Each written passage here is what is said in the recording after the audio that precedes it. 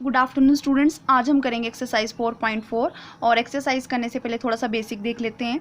इसमें आपने सबसे पहले बात की, इसमें आपका क्वाड्रेटिक इक्वेशन से रिलेटेड है, ठीक है। यहाँ पे आपको क्वाड्रेटिक इक्वेशन आपको दी होगी क्वेश्चंस में, और उसमें आपने नेचर ऑफ रूट्स फाइंड करना है। अब नेचर ऑफ रूट कैसे फाइंड करेंगे, उसके लिए आपके पास ये रूल है x equal to -b plus -b square -4ac divided by 2a। ये आपका क्वाड्रेटिक फॉर्मूला का रूल है ना, आपको पता है। अब इस केस में आपने 3 रूल याद रखने हैं, देखो, और ये रूल जो वो आपको क्वाड्रेटिक इक्वेशन के ऊपर ही अप्लाई होगा, ठीक है। अब यहाँ पे फर्स्ट रूल है 2 डिस्टिंक्ट रियल रूट, ठीक है। कब होंगे, जब आपके पास b square -4ac greater than 0 होगा। 0 से ग्रेटर देन मतलब पॉजिटिव में आएगा, 1 2 3 कुछ भी आ सकता है, ठीक है। तब हम बोलेंगे कि आपके पास कैसे रूट्स हैं, 2 डिस्टिंक्ट रियल रूट्स हैं। सेकेंड केस में अगर b square -4ac equal to 0 आता है, मतलब जब आप इसमें वैल्यू रखेंगे और वो जीरो के इक्वल आएगा, तो हम बोल सकते हैं कि 2 इक्वल रियल रूट्स हैं, ठीक है। और थर्ड केस में अगर वो लेस देन 0 आता है, मतलब नेगेटिव में आता है, जैसे -3 है, -2 है, -100 है, ऐसे कुछ भी वैल्यू आती है, तो हम बोलेंगे नो रियल रूट्स। और इस केस में हम क्वेश्चन को फाइंड नहीं करेंगे, आगे वहीं पर स्टॉप कर देंगे, ठीक है। तो ये था। अब एक चीज़ और बता दूँ, b स्क्वायर -4ac को डिस्क्रिमिनेंट d से डिनोट करते हैं, ठीक है। तो आपने कंफ्यूज नहीं होना है, ठीक। तो हम इसको ऐसे भी लिख सकते हैं, d इज़ ग्रेटर देन, अब d क्या है यहाँ पे हमारे पास, b स्क्वायर -4ac, ठीक है। तो इस तरह से भी लिखा हो सकता है। चलिए देखते हैं, हम क्वेश्चन स्टार्ट करते हैं। जब आपने नोटबुक के लिखना है, तो आपने सबसे पहले ये लिख लेने रूल, नेचर ऑफ रूट्स। इस तरह से आपने ये रूल लिखना है। इसको कई बार हम ऐसे भी लिख देते हैं, क्योंकि मैंने पहले बताया आपको कि b स्क्वायर -4ac को हम d डिस्क्रिमिनेंट से डिनोट करते हैं, d से डिनोट करते हैं, ठीक है। तो आपने कंफ्यूज नहीं होना है।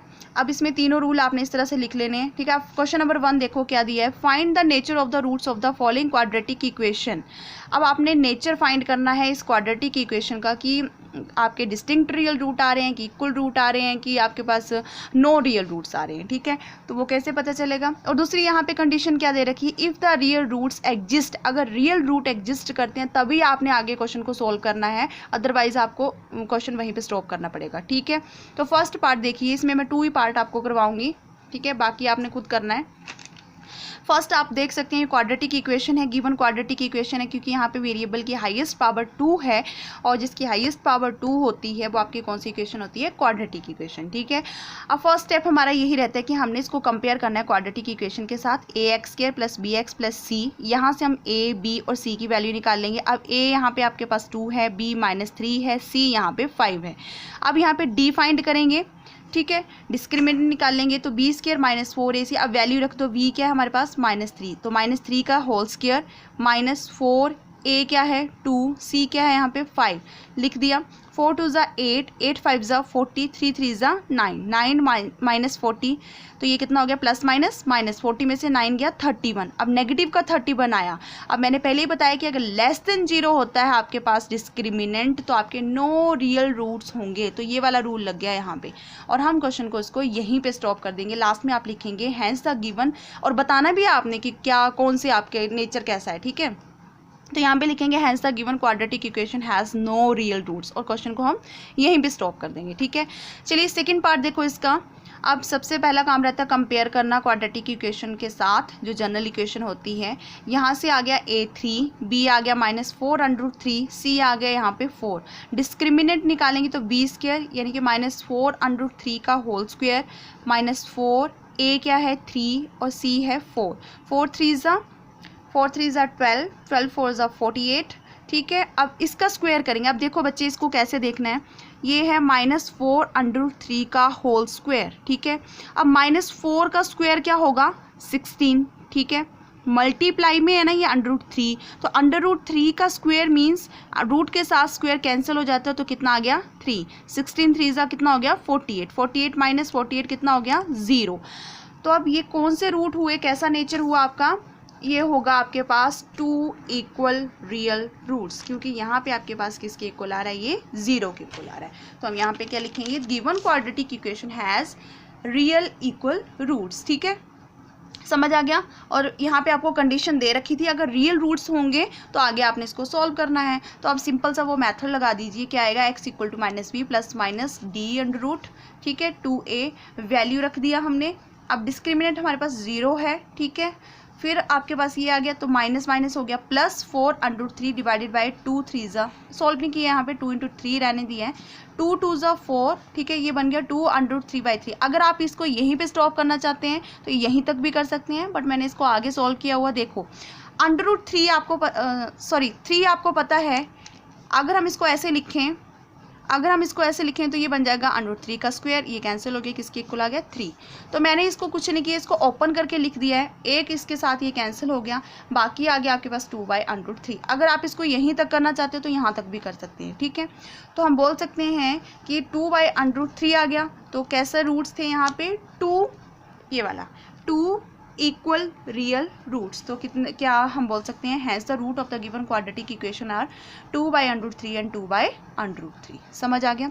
अब क्वेश्चन नंबर 2 देखिए, क्वेश्चन नंबर 2 देखो, इम्पॉर्टेंट है ये क्वेश्चन नंबर, आपने जो 2 अभी करवाने जा रही हूँ के की वैल्यू वाला, ये इंपॉर्टेंट है और ये मैक्सिमम टाइम जो एग्जाम में आता है, तो उसको छोड़ना नहीं है। Find the value of K for each of the following quadratic equation so that they have 2 equal roots, ठीक है। अब यहाँ पे आपको कंडीशन गिवन है कि आपके पास जो रूट्स हैं वो नेचर कैसा है उनका, 2 इक्वल रूट्स, मतलब कौन सी कंडीशन अप्लाई हो रही है कि b² - 4ac किसके इक्वल दिया हुआ है यहाँ पे, 0 के, ये वाली कंडीशन यहाँ पे पहले से अप्लाई है। तो फर्स्ट पार्ट देखो, सबसे पहले तो के की वैल्यू को फाइंड करेंगे, और आपको पता है ये क्वाड्रेटिक इक्वेशन है, तो क्वाड्रेटिक इक्वेशन में सबसे पहले हम कंपेयर करते हैं। यहाँ से a निकालिए तो 2 आया, b यहाँ पे k है, c यहाँ पे 3 है, ठीक है। अब रूट्स चेक करते हैं। अब यहाँ पे हमें गिवन है कि रूट्स कैसे हैं, आपके इक्वल हैं, तो आपके पास d किसके इक्वल हो जाएगा, 0 के। ये वाला स्टेप आपको अच्छे से समझ आ गया। देखो यहाँ पे हमें गिवन है कि रूट्स आपके हैं 2 इक्वल रियल रूट्स, और इस केस में जब 2 इक्वल रियल रूट्स कब होते हैं, जब आपके पास डिस्क्रिमिनेंट 0 के इक्वल होता है। तो वही चीज़ यहाँ पे हमने लिखी है, तो b² - 4ac इक्वल टू हो गया 0। अब b क्या है यहाँ पे k, तो k का स्क्वायर -4ac, k², 4 2 ज़ा 8, 8 3 ज़ा 24, अब माइनस का है दूसरी साइड गया तो ये हो गया प्लस का। अब हमने k की वैल्यू फाइंड करनी, तो हम स्क्वायर को ख़त्म करेंगे तो रूट के साथ मल्टीप्लाई करेंगे। तो क्या लिखा है यहाँ पे, taking square root both side, दोनों साइड लिया, इसके साथ ये कैंसिल, k आ गया √24। अब इसके फैक्टर कर दो भाई, इसके फैक्टर कर दो, तो ये बन गया 2 1 ज़ा 2 2 ज़ा 4, फिर आ गया 2 6 ज़ा 12, ये आ गया 2 3 ज़ा 6, है ना। तो अब देख सकते हैं आप, ये बन गया 2 × 2 × 2 × 3। अब ये पेयर में आ गया, तो ये आ गया बाहर, स्क्वायर है, रूट के साथ कैंसिल हो गया, बाहर, अंदर आ गया 3 2 ज़ा 6, k इक्वल टू +-2 कितना हो गया 6, ठीक है, ये वैल्यू आ गई। सेकेंड पार्ट देखो, kx × x - 2 + 6 इक्वल टू 0। सबसे पहले इसको सिंप्लीफाई करो, तो इसको अंदर मल्टीप्लाई किया, क्या हो गया kx², इसके साथ किया -2kx + 6 इक्वल टू 0। अब कंपेयर करेंगे वैसे ही, यहाँ पे a की वैल्यू आ गई k, b आ गया -2k, c आ गया 6, ठीक है। अब गिवन है हमें इक्वल है, तो हमने इसको इक्वल रख दिया, वैल्यू रख दो, b² - 4ac -2k का होल स्क्वायर -4ac, है ना। उसके बाद 4 2 2 ज़ा 4k² -6 4 ज़ा 24k। अब यहाँ पे भी 4 है, यहाँ पे 24 है, यहाँ पे k है। अब हम 4k को इजीली कॉमन ले सकते हैं, तो यहाँ से हमने 4k बाहर निकाला, अंदर रह गया, इस साइड रह गया k, और यहाँ पे रह गया 6, ठीक है। अब यहाँ से 2 रूट निकल सकते हैं, 4k = 0 एंड k - 6 = 0, तो k की वैल्यू आ गई 0 और 6 आ गई, ठीक। तो ये क्वेश्चन नंबर 2 था, इंपॉर्टेंट है, इसको छोड़ना नहीं है आपने किसी भी हाल में। क्वेश्चन नंबर 3 देखिए। अब क्वेश्चन नंबर 3 स्टेटमेंट वाला क्वेश्चन है, is it possible to design a rectangular mango grove whose length is twice its breadth. अब यहाँ पे बोला कि आप, ये पॉसिबल है कि हम एक रेक्टेंगुलर मैंगो ग्रुप बनाना चाहते हैं, लगाना चाहते हैं, तो ये क्या पॉसिबल है अगर उसकी लेंथ जो है वो 2 गुनी होगी उसकी ब्रेड्थ से, ठीक है। अब ब्रेड्थ तो हमें पता नहीं है, तो जो चीज़ हमें पता नहीं होती उसे हम क्या मान लेते हैं, x, ठीक है। लेंथ यहाँ पे बोले कि 2 गुनी है, ट्वाइस मतलब 2 गुनी है, किससे, ब्रेड्थ से, तो हमें ब्रेड्थ नहीं पता है, तो यहाँ पे हम मान लिया ब्रेड्थ को x, ठीक है। और लेंथ क्या आ गई, ट्वाइस है, तो 2 × x, कितना हो गया 2x। एंड द एरिया आपको गिवन है 800 मीटर स्क्वायर।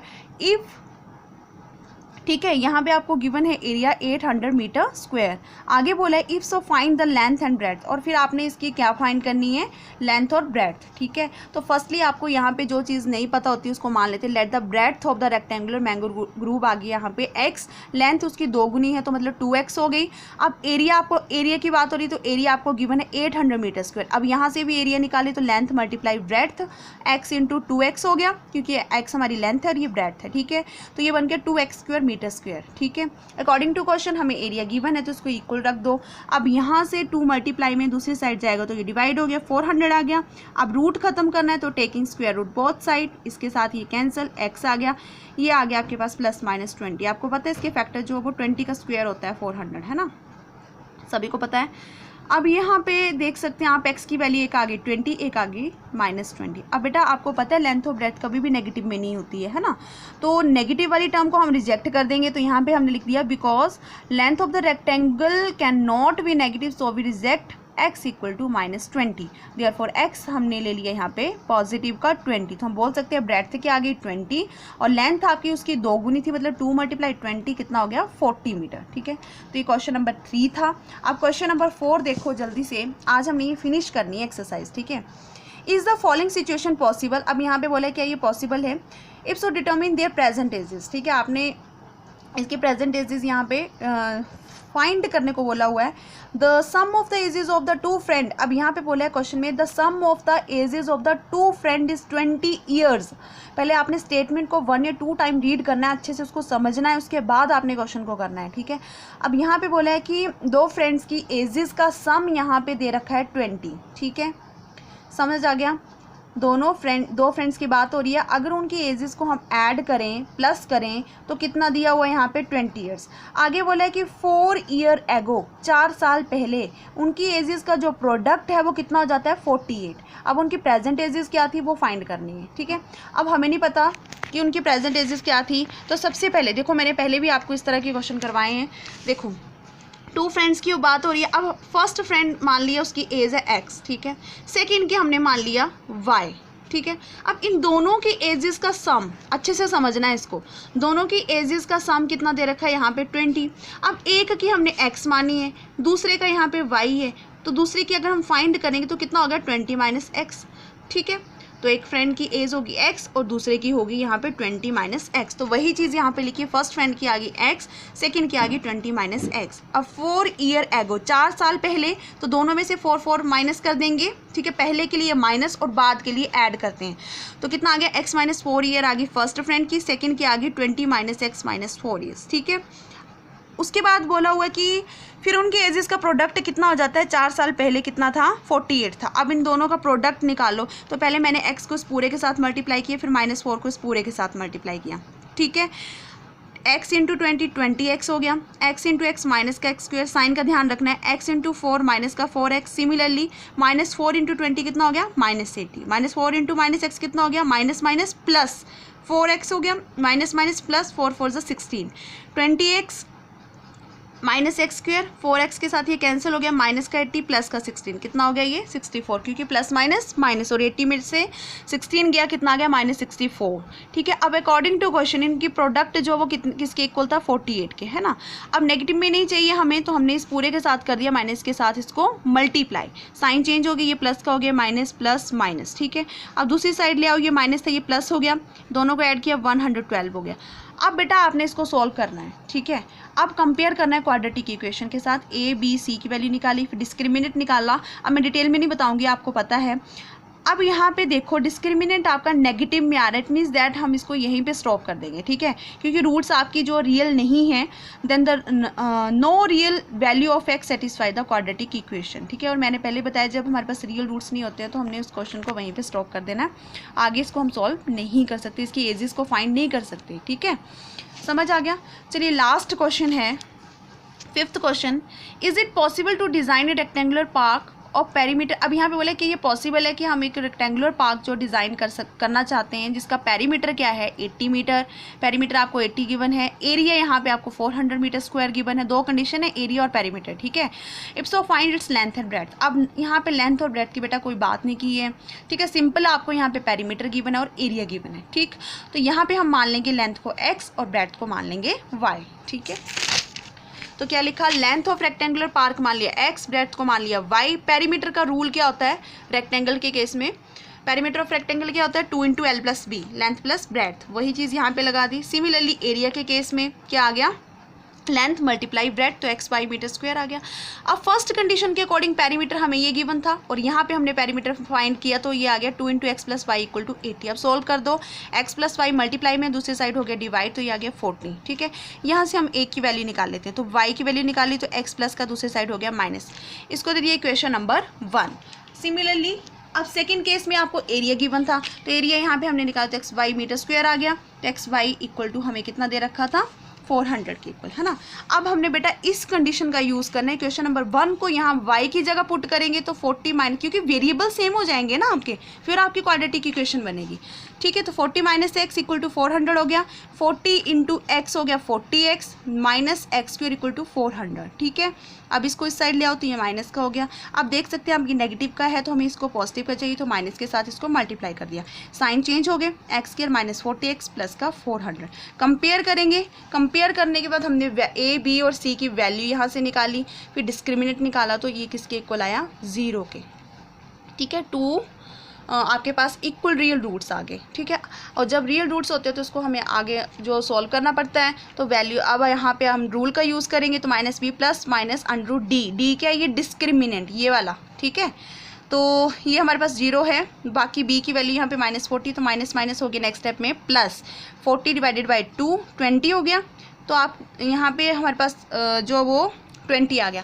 अब 20 जो आया वो x की वैल्यू आई है बेटा, और x क्या माना था हमने length of the rectangular park, है ना, और ब्रेड्थ क्या मानी थी हमने y, है ना, और y क्या है यहाँ पे क्वेश्चन नंबर 1 में 40 - x, तो 40 - 20 कितना हो गया ये 20। तो बेटा यहाँ पे देख सकते हैं आप x और y दोनों की वैल्यू आपकी क्या आ रही है सेम, है ना। तो हम क्या बोल सकते हैं यहाँ पे कि length and breadth are equal, hence the given rectangular park exist and it is a square. और ये कौन सी कैसी शेप है इसकी, स्क्वेयर क्यों है, क्योंकि इसमें लेंथ भी 20 आ रही है, ब्रेड्थ भी 20 आ रही है, और स्क्वेयर की सभी साइड्स क्या होती हैं इक्वल, ठीक है। तो ये था आपके पास एक्सरसाइज 4.4 जो कि आज फिनिश होगी, यूनिट 4 आपकी कंप्लीट हो गई है। कल हम स्टार्ट करेंगे यूनिट 5। आज के लिए इतना ही, थैंक यू।